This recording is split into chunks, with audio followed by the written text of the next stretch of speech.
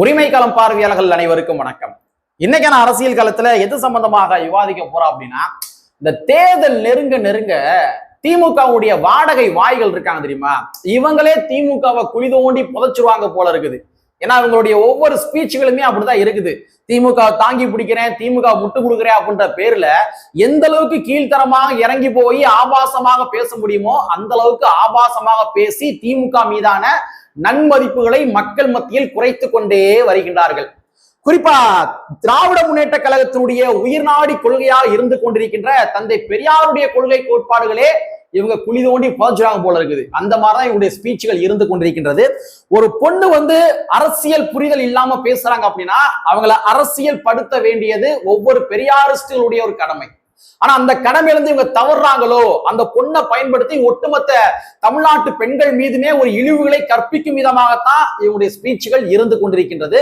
So அதனுடைய நீட்சியாக தமிழக வெற்றி கழகத்துடைய விஜய் அவர்கள் இன்றைய தினத்துல டிஜிபி அலுவலகத்துல போய் ஒரு கம்ப்ளைண்ட் கொடுத்திருக்காரு. சோ எதற்காக ஒரு கம்ப்ளைண்ட் கொடுத்தாரு, என்ன மேட்ரு, அதற்கு பின்னாடி அரசியல் என்ன, இது போன்று பல்வேறு வகையான தரவுகள் எல்லாமே இந்த காணொலியில கொஞ்சம் டீட்டெயிலா பார்த்துடலாம். நண்பர் அனைவருக்கும் இளம்பெரும் வழுதியின் இனிய வணக்கம். நாங்க படிமத்து பார்த்துட்டோம், இனி ஜென்மத்துக்கும் எங்களால துணிய முடியாது. அதனால நாங்க சண்டை போட போறோம். வீடியோக்களை போறதுக்கு முன்னாடி நம்ம நேயர்கள்ட்ட ஒரு கேள்வி கேட்டுருவோம். உங்களுடைய பதில்களை நீங்க கமெண்ட் பாக்ஸ்ல கமெண்டா போட்டுருங்க. இப்ப நம்ம பேச போற வீடியோ பெண்களை மையப்படுத்தியதுதான். சோ அதனால தமிழக வெற்றி கழகத்திற்கு பெண்கள் எத்தனை சதவீத பெண்கள் வாக்களிக்க கூடும், அதே மாதிரி திராவிட முன்னேற்ற கழகத்திற்கு எத்தனை சதவீத பெண்கள் வாக்களிக்க கூடும் அப்படின்றத நீங்க கமெண்ட் பாக்ஸ்ல கமெண்டா போட்டுருங்க. சரிங்களா? உங்களுக்கு வேற ஏதும் கருத்துக்கள் இருந்தாலும் கூட கமெண்ட் பாக்ஸ்ல கமெண்டா போட்டுருங்க. சரி, தமிழக வெற்றி கழகத்தினுடைய விஜய் அவர்கள், அதே மாதிரி செங்கோட்டையன் அவர்கள், இவங்க இதுல பின்ன தமிழக வெற்றி கழகத்தினுடைய நிர்வாகிகள், இவங்க எல்லாருமே இன்றைய தினத்துல டிஜிபி அலுவலகத்துல போய் ஒரு கம்ப்ளைண்ட் கொடுக்குறாங்க. எதற்காக இவங்க கம்ப்ளைண்ட் கொடுக்குறாங்க அப்படின்னா, ஒரு 2 நாட்களாக சமூக வலைத்தளங்கள்ல ஒரு வீடியோ பயங்கரமா வைரலா போய்க்கிருந்துச்சு. அதாவது பொன்ராஜ் என்று சொல்லப்படுகின்ற ஒரு நபர், இவர் திராவிட முன்னேற்ற கழகத்தினுடைய ஆதரவாளர். இவர் ஒரு யூடியூப் சேனல் பேட்டி கொடுக்குறாரு. அந்த பேட்டியில பெண்களை இழிவுபடுத்தும் விதமாக ஒரு விஷயத்தை அவர் கன்வே பண்றாரு. அதாவது சமீபத்துல ஒரு பொண்ணு சொன்னாங்க இல்லையா, அதாவது நாங்க எங்க அண்ணன் விஜய்க்கு நாங்க என்னவா வேணாலும் இருப்போம் அப்படின்ற மாதிரி சொன்னாங்க தெரியுமா. சோ அந்த ஸ்டேட்மெண்ட்டை எடுத்துட்டு தமிழக வெற்றி கழகத்துல இருக்க பெண்கள் எல்லாருமே இப்படிதான் இருக்கக்கூடும் அப்படின்ற மாதிரி ஒரு வேறு விதமா கன்வே பண்ணும் விதமாக, அந்த பெண்கள் மீது ஒரு அலிகேஷன் ஃபார்ம் பண்ணும் விதமாக, ஒரு நரேட்டிவ் செட் பண்ணும் விதமாக என்ன பண்றாரு இந்த பொன்ராஜ் அவர்கள் ஒரு ஸ்பீச் பேசுறார். அவர் என்ன கன்வே பண்ண வந்தாரு அப்படின்றத நம்ம வெளிப்படையா சொல்ல முடியல, ஏன்னா நமக்கே கூசுது கொஞ்சம். சோ அந்த மாதிரி இவர் பொன்ராஜ் அவர்கள் என்ன பண்றாருன்னா ஒரு யூடியூப் சேனல்ல பேட்டி கொடுக்காரு. சோ இதனாலதான் தமிழக வெற்றி கழகத்தினுடைய பெண்களும் சரி, தமிழக வெற்றி கழகத்தினுடைய தொண்டர்களும் சரி, இதுல பின்ன ஜனநாயகவாதிகள், அதாவது கட்சி சார்பற்று இருக்கின்ற ஜனநாயகவாதிகள், இவர்கள் எல்லோருமே இந்த பொன்ராஜ் அவர்களுக்கு கண்டனங்களை பதிவு செய்து வருகின்றார்கள். சோ இதனால தான் தமிழக வெற்றி கழகத்தினுடைய விஜய் அவர்கள், அதே மாதிரி செங்கோட்டையன் அவர்கள், இவங்க போய் இன்னைக்கு டிஜிபி அலுவலகத்துல கம்ப்ளைண்ட் கொடுத்திருக்காங்க. சரிங்களா? சரி, இதை நாம எப்படி பாக்குறோம் அப்படின்னா, நமக்குன்னு ஒரு விஷயம் இருக்கு இல்லையா, இதை நாம எப்படி பாக்குறோம் அப்படின்னா, அதாவது எங்க அண்ணன் விஜய்க்கு நான் எப்படி வேணாலும் இருப்போம் அப்படின்ற மாதிரி ஒரு பொண்ணு சொன்னாங்க தெரியுமா, அந்த பொண்ணு ஒரே ஒரு பொண்ணு தான், ஒரு பொண்ணு மட்டும் தான் அந்த மாதிரி ஒரு ஸ்டேட்மெண்ட் சொல்லியிருக்காங்க. ஆனா நீங்க ஒட்டுமொத்த பெண்கள் எல்லாத்தையுமே நீங்க தவறாக சித்தரிக்கும் விதமாக பேசுவது என்பது எவ்வாறு ஏற்புடைய விடயங்கள். ஒரு பொண்ணு அந்த மாதிரி ஒரு ஸ்டேட்மெண்ட் சொல்றாங்க அப்படின்னா அந்த பொண்ணை அரசியல் படுத்த வேண்டியது நம்முடைய கடமை. இங்க வாமா, இப்படி பேசக்கூடாதுமா, இது தவறுமா, ஒட்டுமொத்த தமிழ்நாட்டு மீடியாக்களும் பார்த்துக்கிருக்குது, நீ இது போன்ற விஷயத்த பதிவு பண்ற அப்படின்னா நீ ஒரு தவறான முன் உதாரணமா மாறி விடுவ அப்படின்னு சொல்லி தந்தை பெரியாருடைய வழியில், கொள்கை கோட்பாடுகளின் அடிப்படையில் அந்த பொண்ணை எஜுகேட் பண்ண வேண்டியது நம்முடைய கடமை. ஆனா அரசியலுக்காக அந்த பொண்ணை வச்சு அந்த பொண்ணை முன்னுதாரணமா காட்டி தமிழக வெற்றி கழகத்துல இருக்க அத்தனை பெண்களுமே இப்படிதான் இருப்பாங்க அப்படின்னு நீங்க கன்வே பண்றீங்க அப்படின்னா இதை எப்படி ஏத்துக்கிற முடியும்? கொஞ்சம் நியாயப்படி சொல்லுங்க. இதை இப்ப நம்ம எப்படி ஏத்துக்கிற முடியும்? அரசியலுக்காக எந்த லெவல்ல வேணாலும் போய் நம்ம இறங்கி பேசலாம் அப்படின்றத நம்ம ஒருபோதும் ஏற்றுக்கொள்ள முடியாது இல்லையா? இப்ப தமிழ்நாட்டுல மொத்தமாக பெண்களுடைய வாக்காளருடைய எண்ணிக்கை 2,89,60,838. இதுல எத்தனை சதவீத பெண்கள் விஜய் அவர்களுக்கு வாக்களிக்க போறாங்க அப்படின்றது நமக்கு தெரியல. நீங்க அத்தனை பெண்களையுமே, அப்ப அத்தனை விஜய்க்கு வாக்களிக்க போகின்ற அத்தனை பெண்களையுமே நீங்க இந்த மாதிரிதான் அவங்க இருப்பாங்க அப்படின்ற மாதிரி கன்வே பண்ணீங்க அப்படின்னா, அப்ப நீங்களே திமுகவை குழி தோண்டி புதைப்பதற்கான வேலையை பாக்குறீங்க அப்படின்றதான் நம்மால் புரிந்து கொள்ள முடிகின்றது. தந்தை பெரியாருடைய கொள்கை கோட்பாடுகளை நீங்களே குழி தோண்டி புதைக்கிறதுக்காக வேலை பார்த்துக்கிறீங்க அப்படின்னு தான் நம்ம எடுத்துக்கொள்ள முடிகின்றது. இப்ப ஒட்டுமொத்த பெண்களுடைய எண்ணிக்கை பார்த்தோம்னா 3,88,00,000 இருந்து 4,29,00,000. ஒரு எக்ஸாக்ட் கணக்கு தெரியல, ஏன்னா 2011 தான் கடைசியா மக்கள் தொகை கணக்கெடுப்பு எடுத்தாங்க.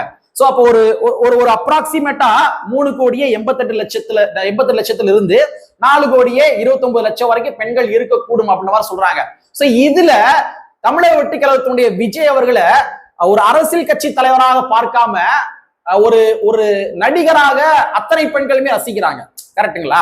விஜய் அவர்களை ஒரு ரசிகராக இங்க அனைத்து பெண்களுமே பார்க்கதான் செய்யறாங்க. அதெல்லாம் ஓட்டா கன்வர்ஷன் ஆகுமா அப்படின்றது வேற விஷயம்.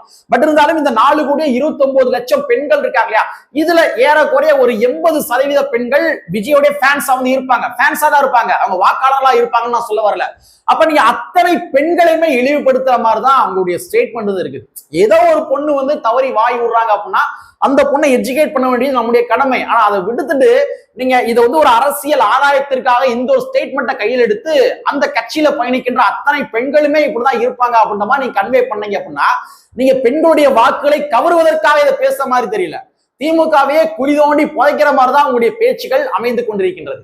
என்ன பொறுத்த வரைக்கும் இந்த மாதிரி ஸ்டேட்மெண்ட் எல்லாத்தையுமே நான் எப்படி பாக்குறேன் அப்படின்னா, அதாவது இந்த பொன்ராஜ் போன்றவர்களுடைய பேச்சுகள், அதே மாதிரி சிவாஜி கிருஷ்ணமூர்த்தி அவர்கள் இருக்கார் இல்லையா, இவருடைய ஸ்பீச்சுகள், சோ இது எல்லாத்தையுமே நான் எப்படி பாக்குறேன் அப்படின்னா திராவிட முன்னேற்ற கழகத்திற்கு ஒரு எச்சரிக்கை மணியாகத்தான் என்னால் பார்க்க முடிகின்றது.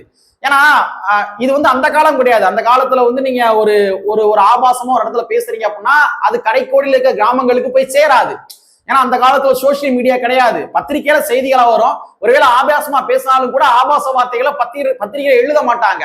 அப்படிங்கிற பட்சத்துல அதெல்லாம் அந்த காலம். நீங்க வந்து ஆபாசமா பேசுனீங்கன்னா கூட கிராமத்துல கடைக்கோடி பெண்கள்கிட்ட வரைக்கும் போய் ரீச் ஆகாது. ஆனா இன்னைக்கு சோசியல் மீடியா காலம். நீங்க இது போன்று விஜய் அவர்களை டிமெரிட் பண்ணுவதற்காக இந்த மாதிரி ஆபாச வார்த்தைகளை போட்டு பேசுகின்ற பொழுது இன்னைக்கு எல்லாருடைய கையிலயும் மொபைல் இருக்குது. வீட்டுல உட்காந்து என்ன நடக்குது அப்படின்றத இங்க வச்சு பாக்குறாங்க செய்திகளை.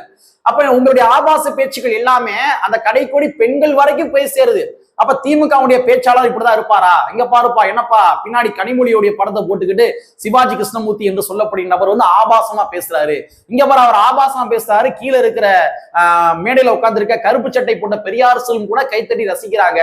என்னையா இது, என்னையா பெரியாரிய கொள்கை, என்னையா திமுக கொள்கை, பெண்கள் என்னப்பா இப்படி இழிவா பேசுறாங்க, விஜய் என்று சொல்லப்படுகின்ற அவங்களுடைய அரசியல் எதிரியை எதிர்ப்பதற்காக நீங்க இப்படிலாம் கெட்ட வார்த்தை பேசுவீங்களா அப்படின்னு இன்னைக்கு இருக்கிற கடைக்கோடி பெண்கள் செல்ல இருக்க மொபைல்ல பார்த்து எல்லாமே தெரிஞ்சுக்கிறாங்க.